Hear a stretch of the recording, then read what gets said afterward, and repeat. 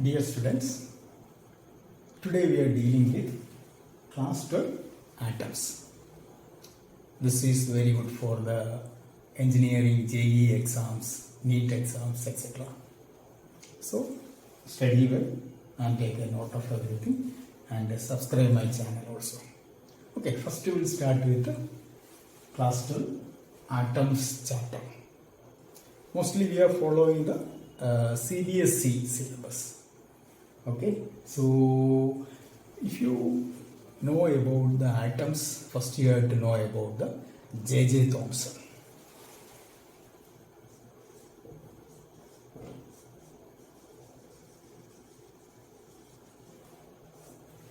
Who is J.J. Thomson? J.J. Thomson is a British scientist. He is from the Manchester. You know that one, Manchester, where it is. You might be very familiar with the Manchester United. Okay, he is from England.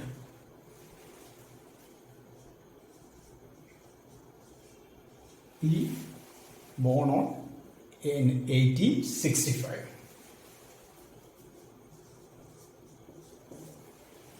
And 1940 he was up to there. So J.J. Thomson was the first person studied about the atoms. Okay, what all the findings about J.J. Thomson's atom? We'll just see that.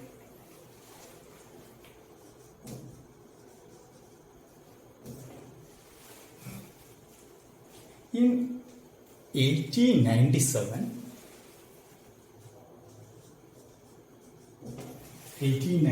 means how many years now? It is now 2022. So 3 plus 100 plus 22 is 125 years.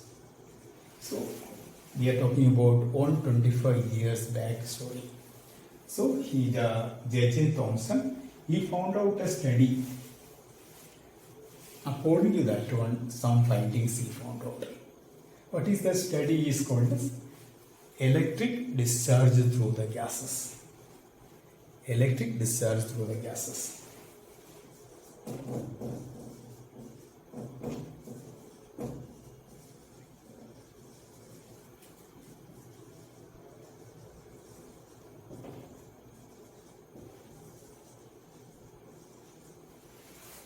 Clear? So in this study, he found out atom. So what all he found out is, first thing is, a atom is stable. Atom is stable.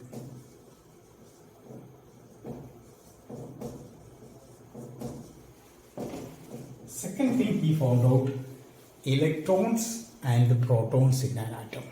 And again he found out electrons are negatively charged, protons are positively charged. So he found out electrons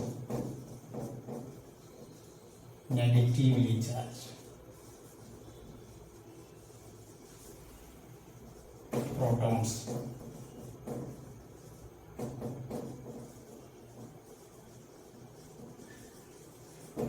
now we understood. He found out electrons are negatively charged, protons are positively charged. Again he found out every atom is a neutral. So you think of that one, every particles in this world are made of elements. Elements are made of atoms. So if it is not a neutral, if it is charged, if it is positively charged, if it is negatively charged, it cannot survive. So it should be a neutral. So on that one, he know that one, electrons are there, protons are there. So how it is going to stable or neutral? So he found out a way that it is. Can you just write it down, or you can just pause it and you can write it there. I'll rub it out.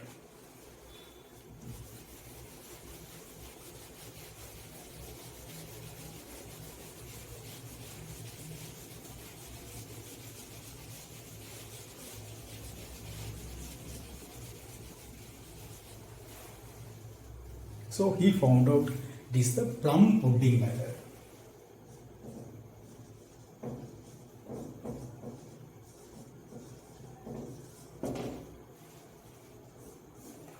I just draw what is the plum pudding. This one is the plum. Inside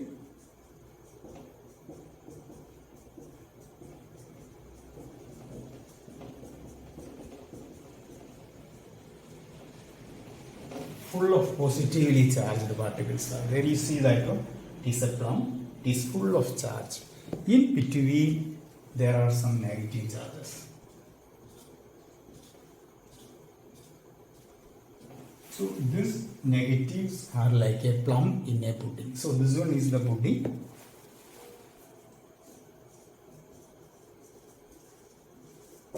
And this one is the plum.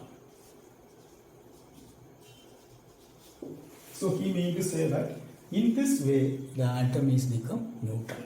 So it is full of positive and this one is full of negative. Understood? This is what J.J. Thomson was studying. And what are the drawbacks of J.J. Thomson's electric atoms? So first drawback is drawback. First of all, he could not explain what is a nucleus.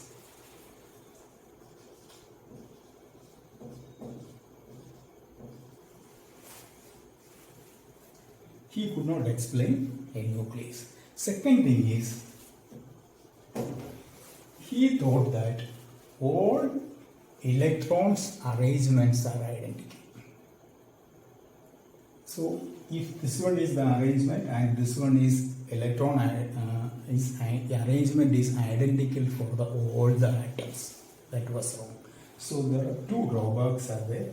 First thing is he could not explain. Nucleus he could not explain.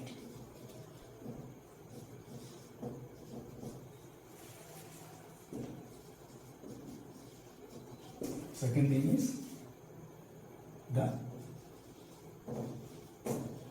atoms electrons distribution, that also he could not explain. So now we understood what is the plum pudding method and what are the drawbacks of J.J. Thomson's atom. So we will study in next stage who is the scientist who found out the atoms in more detail.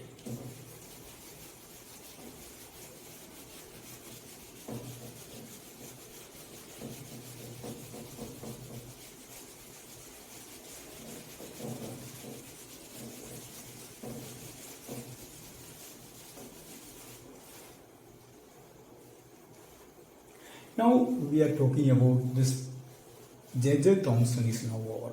Now another scientist came, that is Ernest Rutherford. So Ernest Rutherford is the student of J.J. Thomson. Actually Ernest Rutherford is from New Zealand. He shifted to England. Then he became a student of J.J. Thomson and he found out, again made some research. So Ernest Rutherford.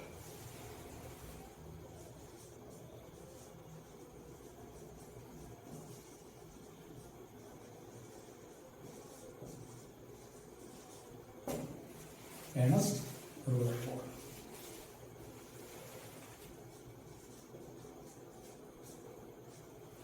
When he was born, 1871 he was born, and up to 1937 he was there. He again studied about the atoms, what was his J.J. Thomson was studying, and he found out again some other things. So this study was when he was did it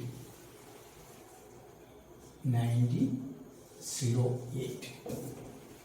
1908 was this one.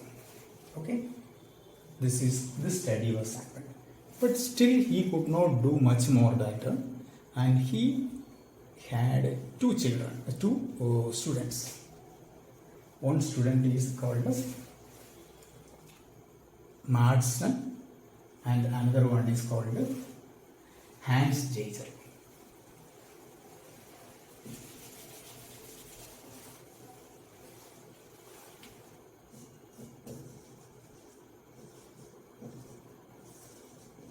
Okay.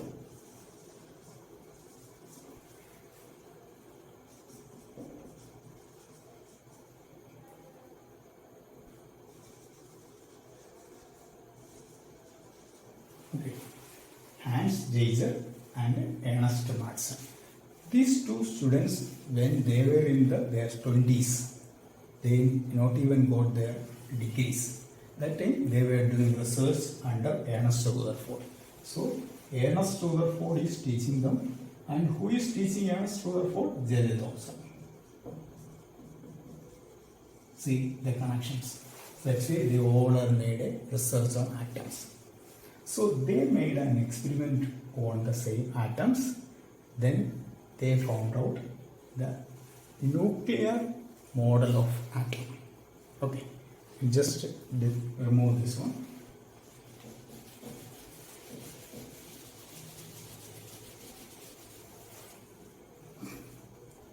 Nuclear model of atom.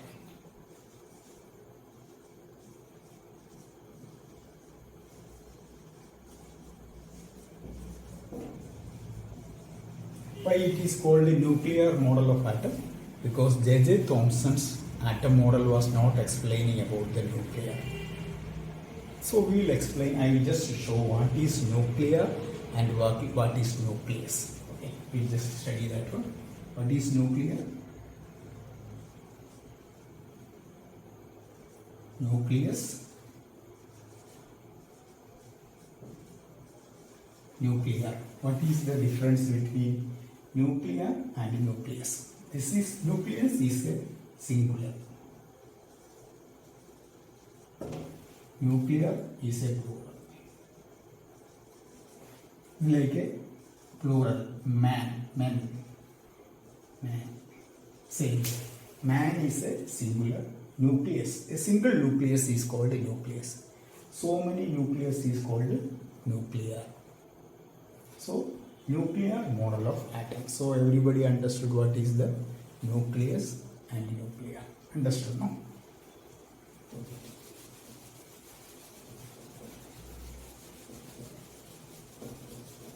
So, according to Ernst Rutherford's nuclear model of atom, the entire positive charge is in the atom and most of the mass is in the nucleus. In an atom, in the nucleus, all the positive charge is located in the nucleus and most of the mass is located in the nucleus. That is what Ernst Rutherford's nuclear model of atom is telling. So we will just study about the nucleus.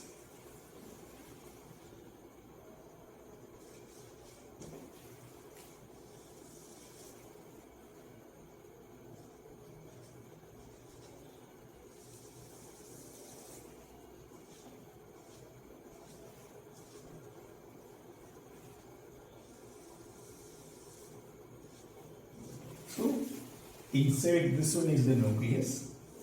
There, positive charge proton is there, negative charge neutron is there. Then it is this one is the electrons. The negative charge electrons are there.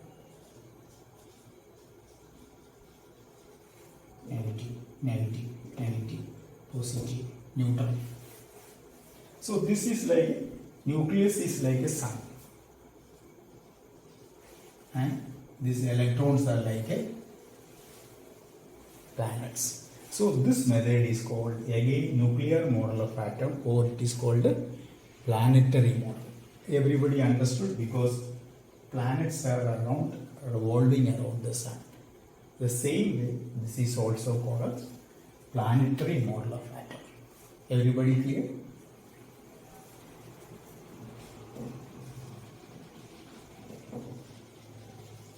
Planetary model. So both are same. Nuclear model or planetary model of atom. Understand? Everybody clear? Yes, right if you want. I am going to remove this one.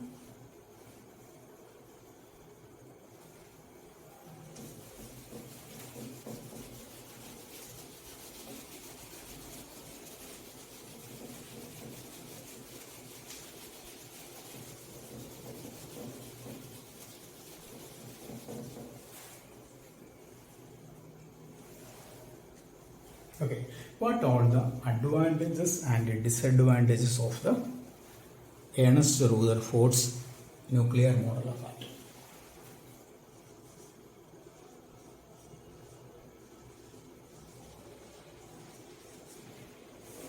Advantage.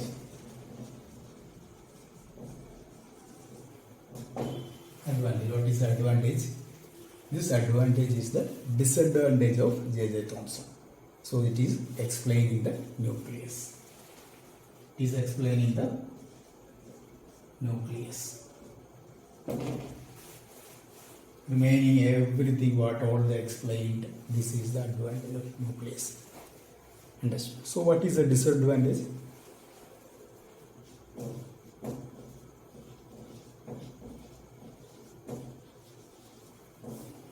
Disadvantage of nuclear model by J.J. Thomson. So we will explain, I will explain only the disadvantages, and the detail we will discuss in the next classes, because the detail will be explained only in the next portions. See, when the atom is excited by a current, there are some light waves are emitted. Atom is excited by current, some light waves are emitted. These light waves are only some particular wavelength, Balmer series, Lyman series, etc. That he could not explain. Understood? No? That is the first drawback of the Rutherford's model.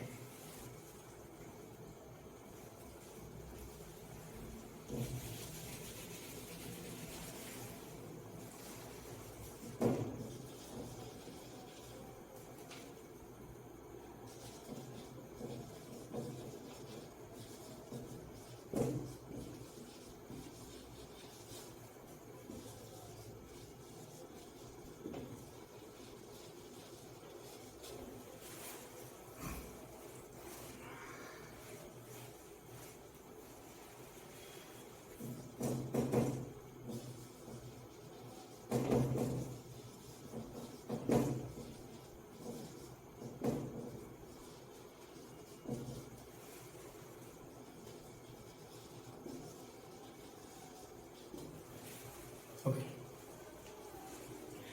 Here we are explained discrete wavelength. It is called as particular wavelength.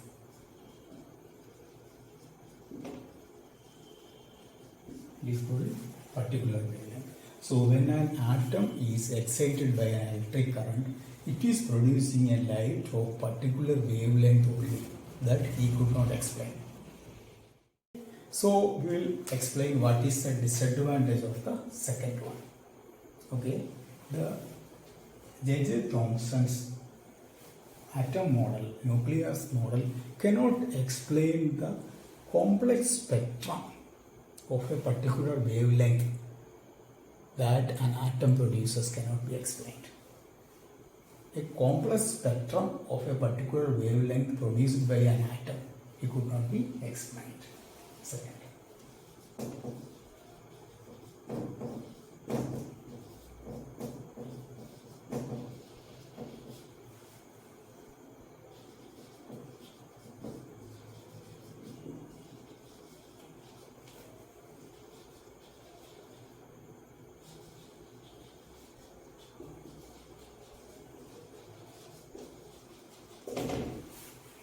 Again, what is the spectrum and what is the particular wavelength, that we will study in the next two classes. Understood? So we will understanding what are the disadvantages. What is the biggest advantage of the nuclear model of atom? He is explaining the nucleus. So everybody understood what is the nucleus. But again, it is what are the disadvantages? When it is excited, it produces, it is emit light on a discrete wavelength only. Again, is a complex spectrum at a particular wavelength of the atom is also, he could not be explained. Everybody clear? So we'll just solve off this one.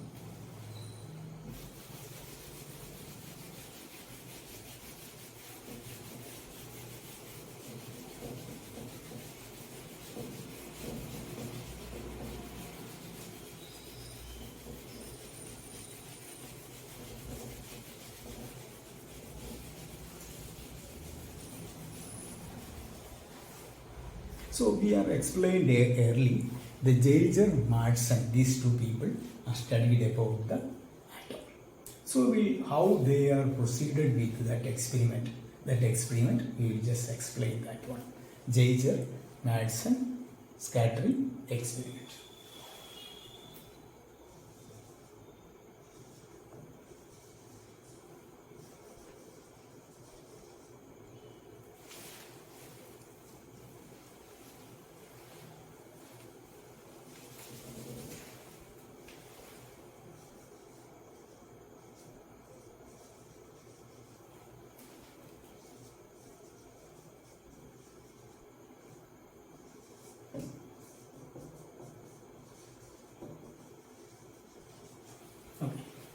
Geiger-Marsden scattering experiment. This was done when 1911.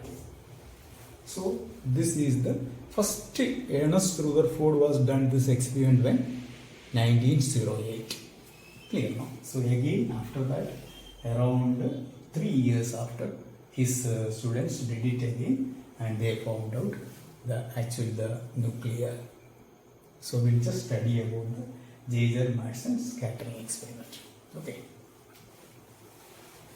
First, there is a source source. Okay. This source is called as radioactive element. Okay. This source is radioactive. It is made of bismuth. Bismuth is one of the radioactive element. Why it is they are used the bismuth as a radioactive element in this particular one? There are so many reasons behind that one. Okay. The bismuth is called 2 into 10 raised to 19 years as his half-life. You know, half-life 2.1 into 10 raised to 19 years half-life. You see, it is the more than the life of our earth. So bismuth half-life is very big. 2.1 in 10 raised to 19 years half-life. So to become radioactive, what radioactive element is producing? Alpha, beta, gamma rays. Clear now? If it is producing the alpha rays, beta rays, gamma rays, the life of the atom is keep on reducing. So this bismuth is emitting alpha particles. So bismuth is it is called bismuth. It is emitting the alpha particle. Clear now?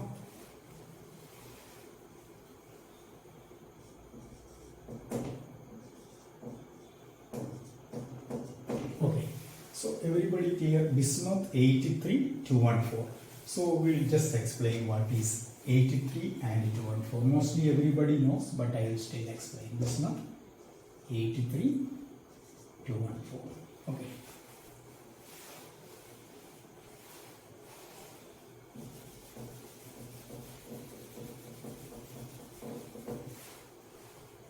What is this 83? It is called as Z. It is called atomic number.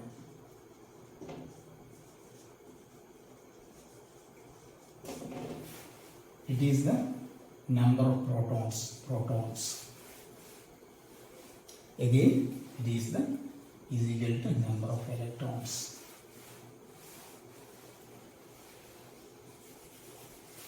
Number of protons.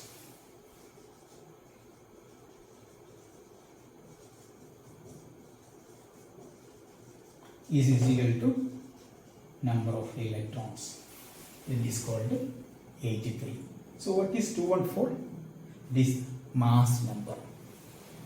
It is called A, mass number. It is so we can say the nucleus. So proton plus neutron. So this is the mass number. So it is the proton plus neutron. Everybody clear? This bismuth 83214. Everybody clear now? This is what the bismuth is, a radioactive element.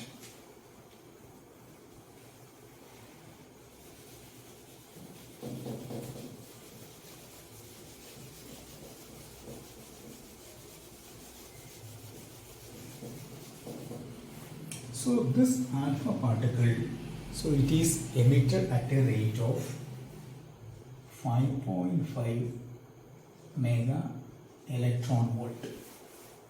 So it is very important, 5.5 mega electron volt.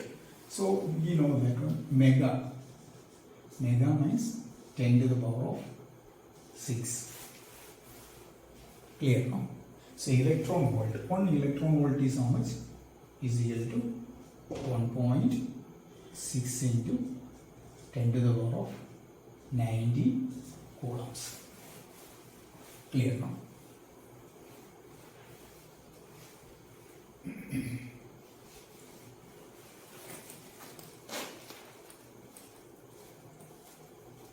So we can calculate this one, 5.5 into 10 raised to 6 into 1.6 into 10 raised to, this is minus 90. So it is again 5.5 into 1.6 into 10 to the power of minus 30.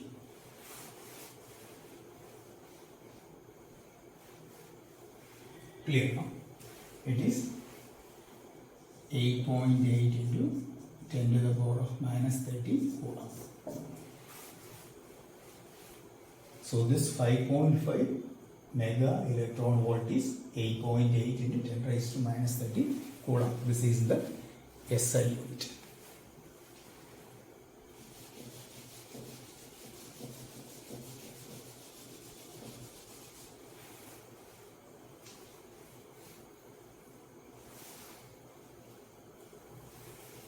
Clear? Everybody clear? So we'll go for the experiment further.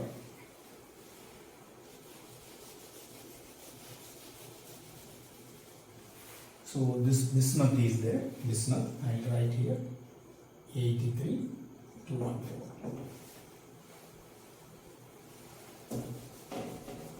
Now this bismuth is now covered with lead.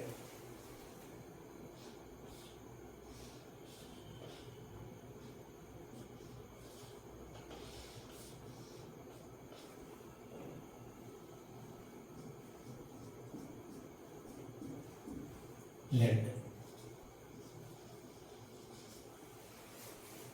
What is the lead formula? It is called Pe. Clear? It is a Pe.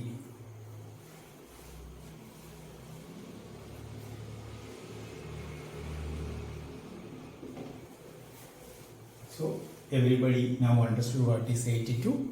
It is the atomic number and 207 is the mass number. Clear? So I just write it here.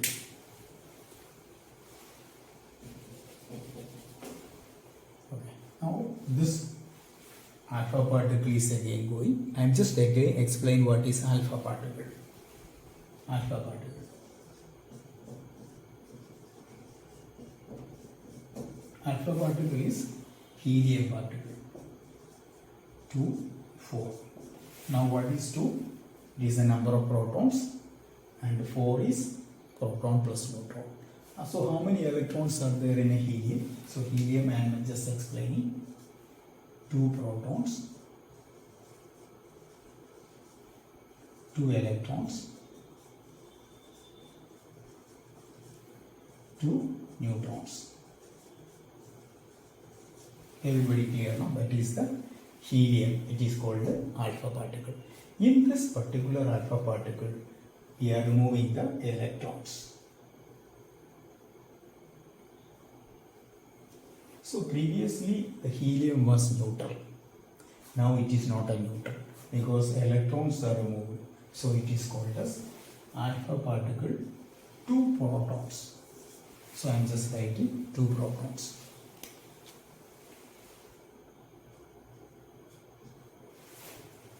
Everybody clear now why it is 2 positive charge? Because 2 protons. So now there is no negative charge. Alpha particle is going with only positive charge.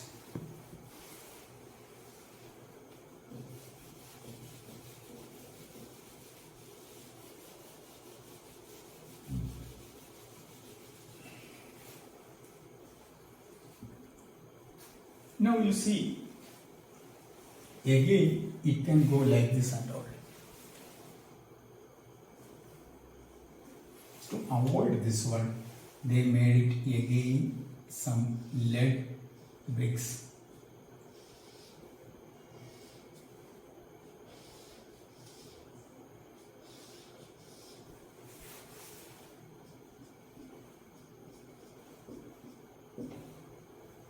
What is this?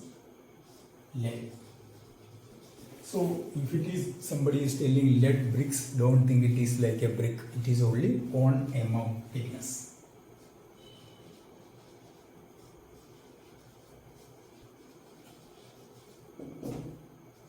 It is only 1 mm thickness. So this one is 1 mm thickness, 1 mm thickness, 1 mm thickness, 1 mm thickness. So why it is using the lead here?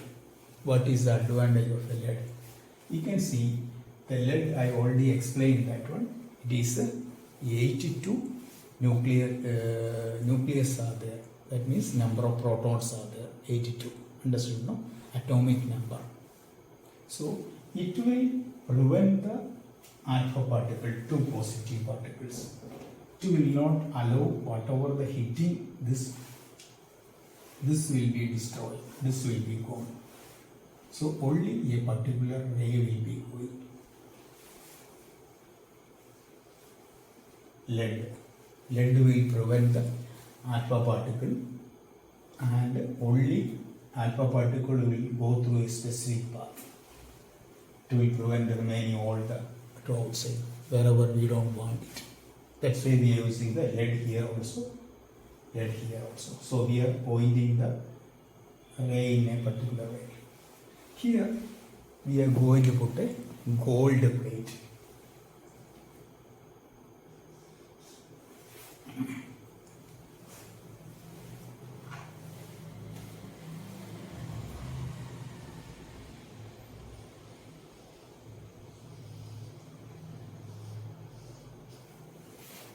What is this? It is called as gold foil. Gold foil.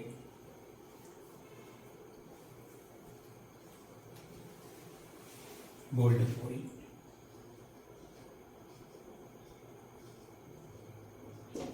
What is the thickness? 2.5 into 10 raised to minus 7 meters. Gold 2.1 into 10 raised to minus 7 meter thickness. Very thin. Very thin. Okay. What is gold formula? AU.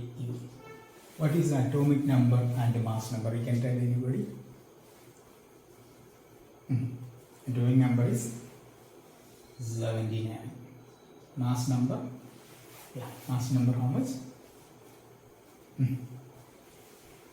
197. Clear, no? 79, 97. So this is gold plate here, gold foil. It is kept here with the thickness of thickness 2.1 into 10 raised to minus 7 meters. So this is what the experiment is. So what is going to happen, we will explain, and how it is going to observe. I am going to remove these pieces.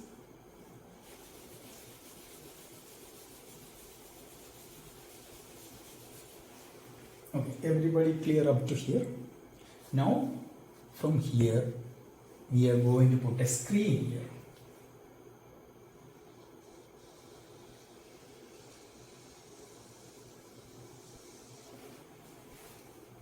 A screen. you remember the full thing is made of vacuum. This full thing is made in the vacuum.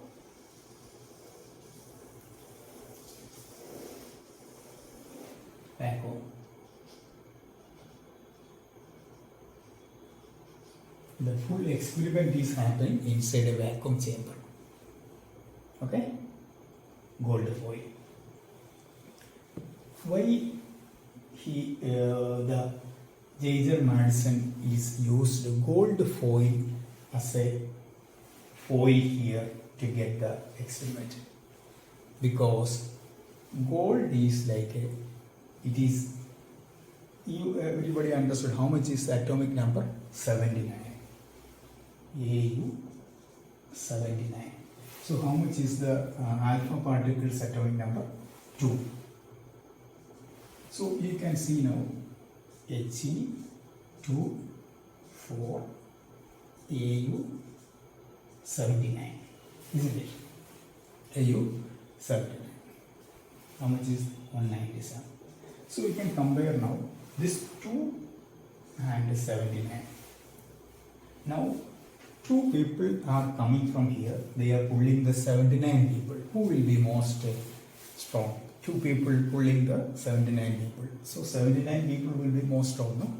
So gold we can say is the heaviest atomic number stable metal in the universe, we can see. You see the chart table. Gold is the last stable material. After that all radioactive materials. So that's why they are taken the, this is 50 times heavier. The gold is compared with the helium to 79. Around we can say 45 to 50% heavier than the helium. That's why they use the gold. One reason, only one reason. So many reasons are there. Second one is gold can be made. It is malleable. It can make a very thin. The thin, how much is this?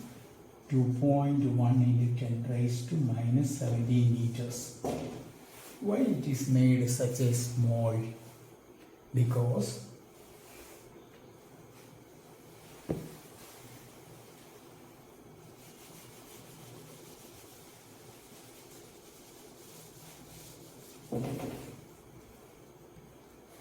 you see now, gold. This is the gold plate here. Thickness how much? 2.1 into 10 raised to minus 7 meters. In such a way that it will come only one nucleus here. It will not come another nucleus behind. This is the nucleus.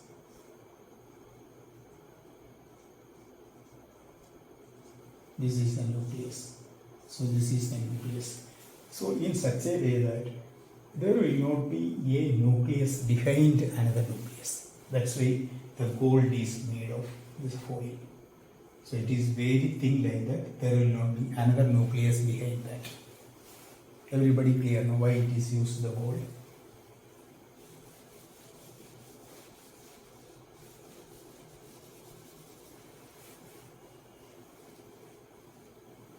Okay, so we'll further proceed with the experiment. So now alpha particles are coming. Most of the alpha particles are going straight without any deviation. Some particle it is going back. So it is going like this and coming back. So this is the angle, scattering angle.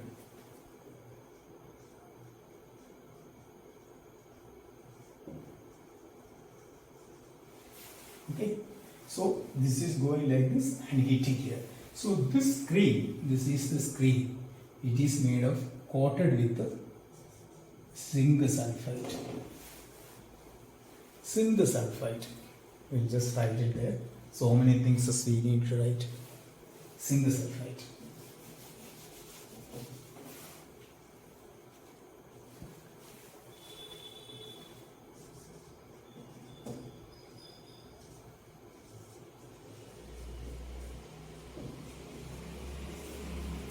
zinc sulfide. What is the advantage of a zinc sulfide? Yeah, what is the advantage of a zinc sulfide?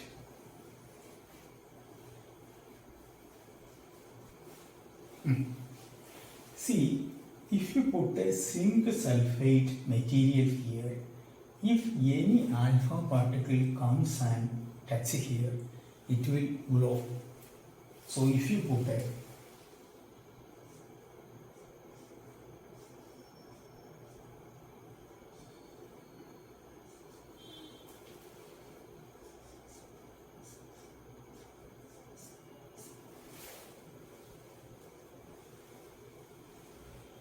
clear, no? So this is the observation camera. If you see through this camera, this one is the camera. Observation camera. If you see this through the camera, you can see the glow. The alpha particle making a glow. This process is called scintillation.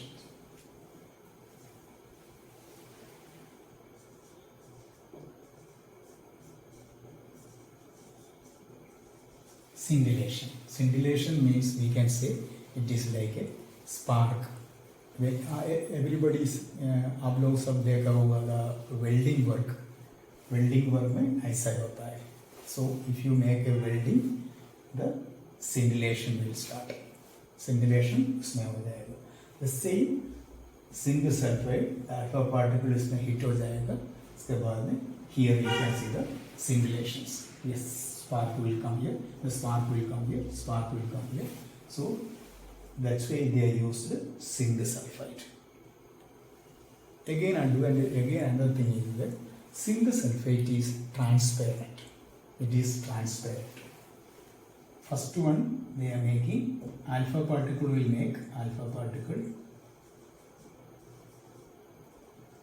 make scintillation. Second one is transparent. It is transparent. So an observation camera can see from the outside. You don't want to go inside, and it is transparent. The zinc sulfide is using as a optical window in so many applications. Understood? No? It is using as a optical window. Clear, no? So this camera will be turning. It will be turning like this. It will be going like this. It will be going like this. So they can see how many scintillations are happening. Here an scintillation. This is a scintillation. This is a scintillation. So this is the scattering angle. Everybody clear now?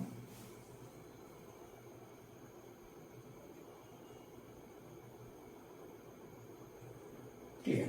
If it is clear, I'll just rub it down, because I need to draw the findings, etc.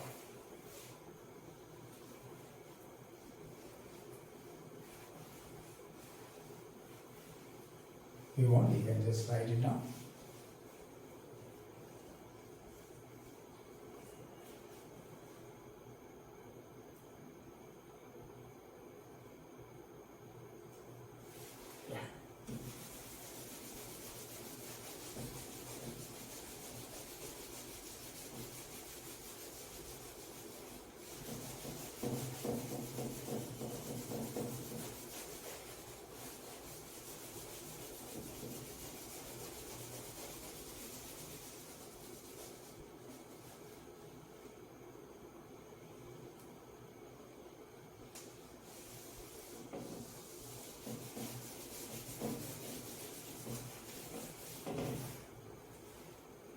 Yeah. What is the result of Geiger-Marsden scattering? Result.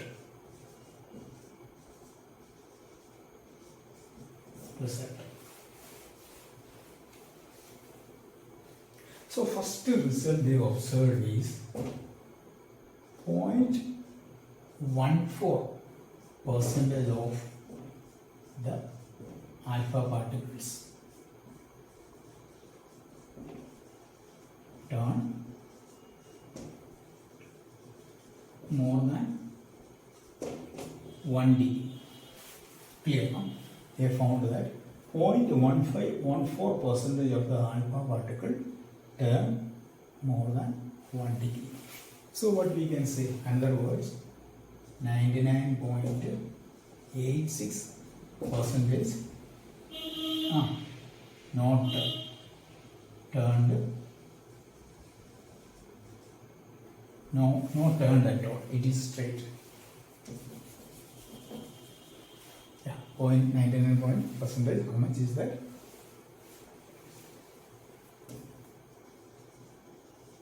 And is straight.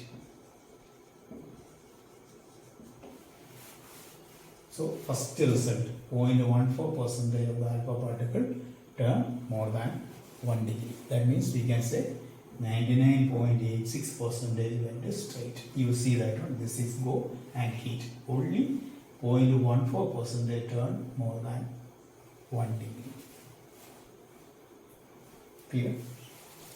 Okay, second one. 1 in 8,000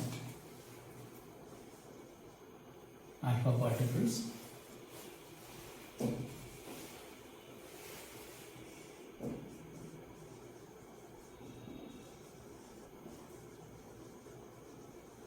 turned more than 90 degree. Clear now? 1 in 8,000 alpha particles turned more than 90 degree. Clear now? So we'll explain these things a little afterwards. So what is the outcome? What is the result? So this is the result. This is the, so we can say result of observation.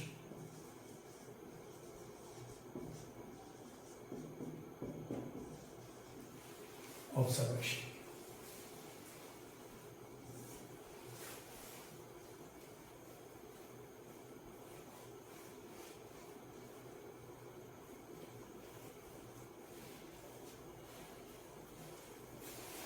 Okay, so we'll explain this one.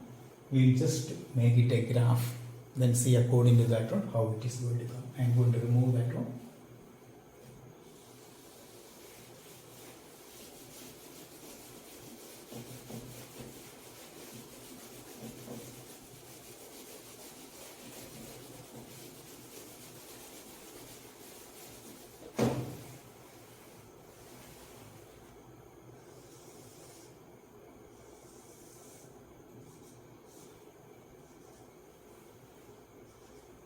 X-axis, y-axis. Okay, x-axis, what is that? Scattering angle.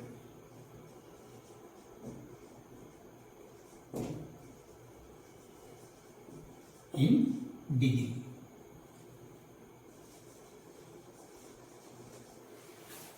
Okay, so how much is the maximum angle it can take in a scattering alpha particle? How much alpha particle can turn? It will go like this and come back. So it will turn maximum 180 degree. So it will be 10, 20, or we can say 20, 40, like this it will go. Clear now? Okay. What is y-axis? Number of alpha particle scattered. Okay, this is number of alpha particle, count number. So we can say 10 raised to 7, 10 raised to 6, 10 raised to 5, 10, 10 raised to 1, like that you can say. So previously we are told it is 0.14 percentage turned less than 1 degree. So we can say 1 degree. So 10 raised to 1. And again we are said 1 in 8,000 turned more than 90 degrees. So it is here. So I will make a graph like this.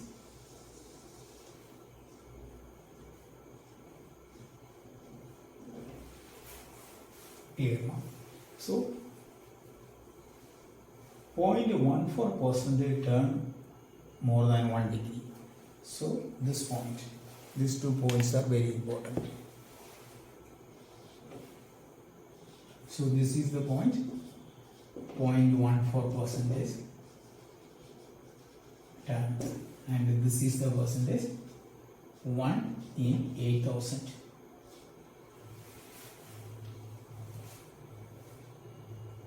So this one is the graph. So how they are drawn this graph? There is a equation is there. According to the equation, they are drawn the graph. But you don't want to study this up class 12. So this is going to be studied in higher classes. So now we don't want to study the equations. Understand? Just to draw this. So this one is the graph. This one is the observation.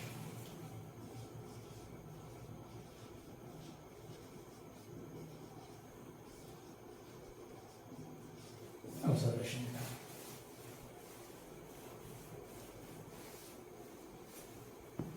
Okay, everybody clear? They are taking the graph.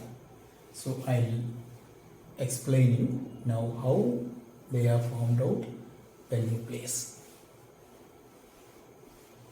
Okay, very tricky part is now going to come from this experiment. How they are going to find out the nucleus? Very important one. Can I remove it? Yeah.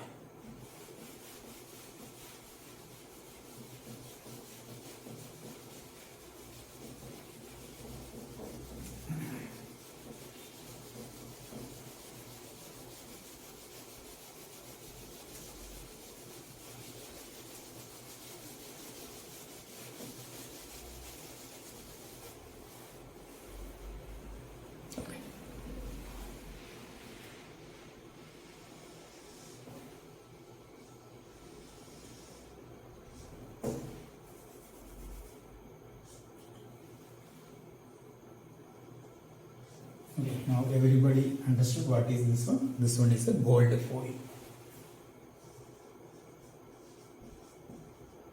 of thickness 2.1 into 10 raised to 7 minus 7 meters. So what is this one? This one is a positively charged nucleus. Okay, now I am going to put alpha particle.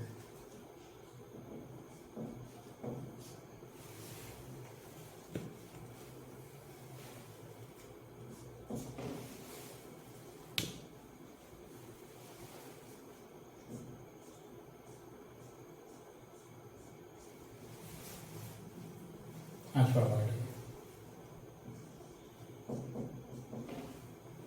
Okay, so this alpha particle is coming here and it is going like this. If it is, there is a nucleus is there, positive charge is there, what is going to happen? They are going to come back.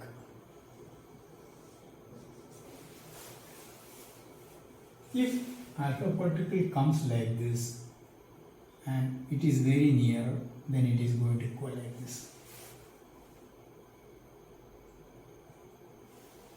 If it is like this, it is going to go like this.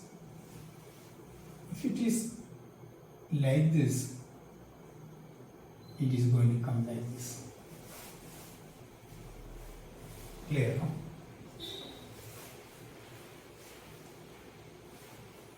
You see this now. This one is the distance.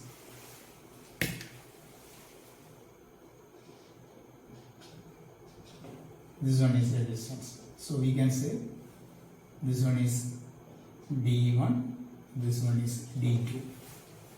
So D1 and D2. Okay. D1 is more or D2 is more. So D1 is more. D1 is greater than D2. You can see this one. This one is the D1, this one is D2. So when the distance increases, the turning will be less. When the distance reduces, the turning will be more. When the distance reduces, it is coming back. You see this one? Distance more, it is going. It is distance less, it is turning. distance less, coming back. Distance nothing, it is going like this and coming back. It is going like this, it is going like this, it is going like this. So we can say the positively charged, positive charge in an atom is concentrated only in a particular area. Remaining all areas are empty. All areas are empty. Now you see this one.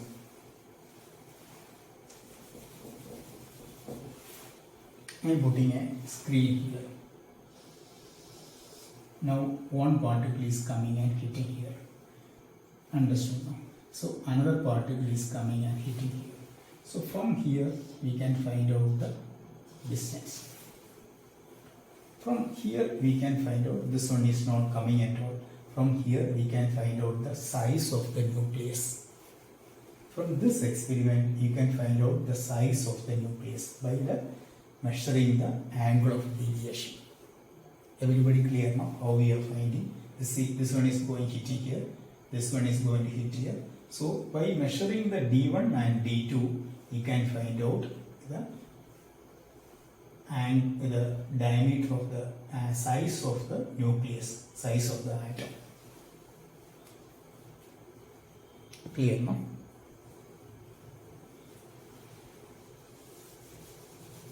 So they found out the size of atom.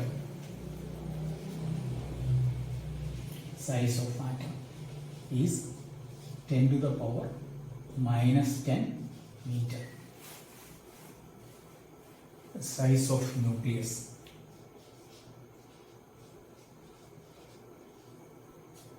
Ten raised to minus 15 meter. So you can see here now.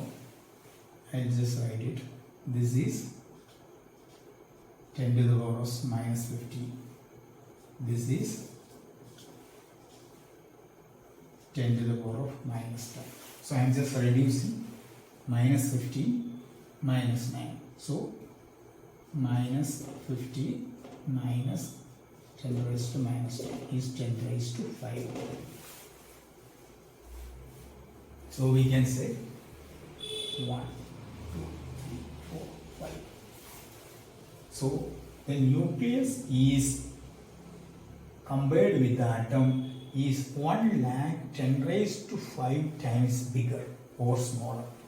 The nucleus as compared with an atom is 10 to the power 5 smaller than an atom. Now we understood now how much is the difference, how much is the size. So it is, we can say this is the nucleus P, N, and this one is the atom. So this one is 1 meter. This one is going to become how many meters? 1 lakh meters. So it is 5 times smaller than the atom. And so 10 to the power 5, 10 to the power 5, 1 lakh times smaller than atom. Nucleus, that much small size. So Rutherford found that in an atom most the spaces are empty. Positive charge is entirely in the nucleus, and most of the masses are located in the nucleus. That is what it is, our outcome. Now you see, this one is the repulsion. You can see this one is a repulsion. This one is more repulsion. This one is less repulsion. This one is more repulsion. So the repulsion force. This one is the repulsion force, repulsion force, repulsion. Can I remove this one?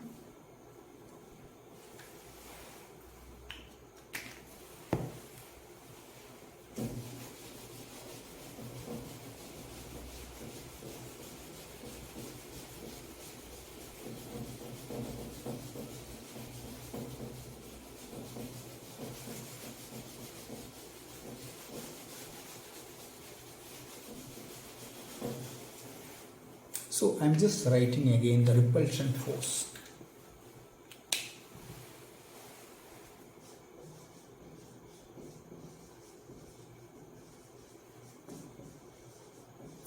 repulsion force. Everybody understood what is repulsion? So this one is a foil, this one is an atom. So this one is going and this one is going, same way it is coming back. This one is the repulsion. So if it is going like this, it is going like this. If it is going like this, is going like this. So this one is the repulsion. So repulsion is depending upon the diameter. No diameter, the distance. Distance. Okay, I'll just write the formula.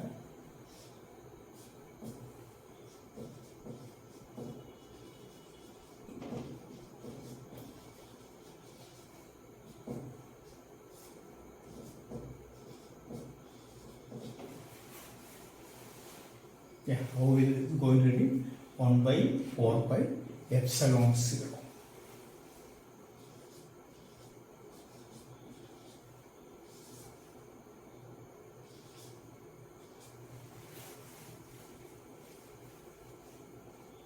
So the repulsion force F is equal to 1 by 4 pi epsilon 0 2E ZE R square. So again we can write it 1 by 4 pi epsilon 0 2 Z E square by R square. Clear now? So I just explained what all the things are there. Z is everybody, I already explained. This one is atomic number. Clear now? Z is atomic number. E is electron volt. We already explained electron volt is 1.6 into 10 raised to minus 90 coulomb. R. What is R? The distance between alpha ray and the nucleus. It is the distance between alpha ray and the nucleus. Alpha ray, nucleus. It is the distance R.